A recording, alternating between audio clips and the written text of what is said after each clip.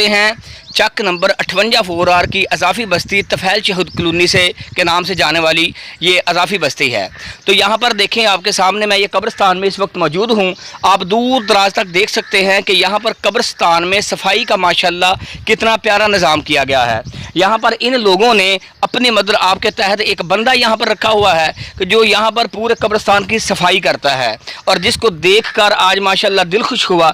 کل میں نے ہارون آباد کے جو بڑا قبرستان ہے اس کی رپورٹ بنائی تھی، آپ کو میں دکھا سکتا ہوں۔ یہ دیکھیں دور دور تک آپ کو نہ کوئی گھاس نظر آئے گا، نہ کوئی جڑی بوٹی نظر آئے گی، اور نہ ہی یہاں پر کوئی کوڑا کرکٹ پڑا ہوا نظر آئے گا۔ تو یہ دیکھیں ہمیں خدا را چاہیے کہ ہم بھی اسی طرح اپنے پیارے شہر ہارون آباد میں اپنی قبرستان کے اندر صفائی کے اعلیٰ بہترین انتظامات کریں، اور ہم سب مل کر وہاں پر کوئی 2-4 بندے رکھیں، ان کی تنخواہ اور سیلری دیں انہیں۔ اللہ پاک ہمیں اس پر عمل کی توفیق دے۔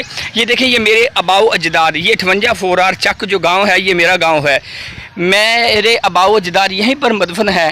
میں آپ کے سامنے ابھی دکھا سکتا ہوں، یہ میری والدہ محترمہ کی قبر ہے۔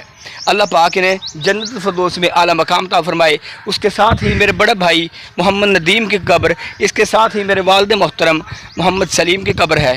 دعا ہے کہ اللہ پاک ان پر اپنی خاص رحمتیں اور فضل اور برکتیں عطا فرمائے۔ اس کے بعد یہاں پر ایک شہید کی قبر بھی موجود ہے، میں آپ کو دکھا سکتا ہوں یہاں پر کہ جس کے نام سے اس کالونی کو، اس اضافی بستی کو ایک نام دیا گیا ہے۔ ان کا نام تھا سپاہی محمد طفیل شہید فوجی، ٹھیک ہے جی، یہ آپ کے سامنے ہے۔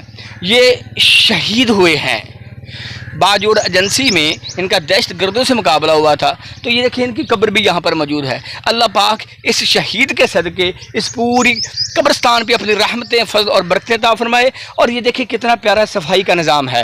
دعا ہے کہ اللہ پاک ہمیں اس پر عمل کی توفیق و سعادت عطا فرمائے، اور ہمیں بھی مل کر اسی طرح شہر ہارون آباد کے قبرستان کی صفائی کے بارے میں بھی سوچنا چاہیے۔